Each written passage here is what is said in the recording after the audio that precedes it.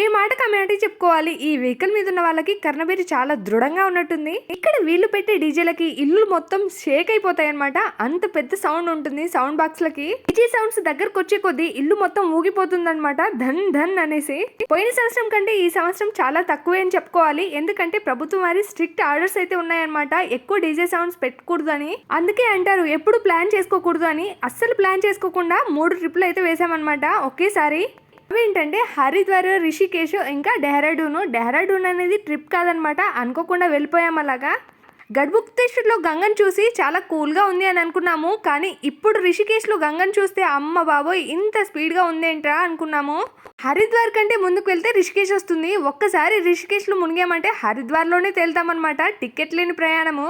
అదేంటో ఇంట్లో ఉన్నప్పుడు ఇంత వేడి అనిపించదు, బయటికి వస్తామో లేదో సూర్యుడు ఉన్న ప్రతాపం అంతా మా మీద చూపించేస్తాడు.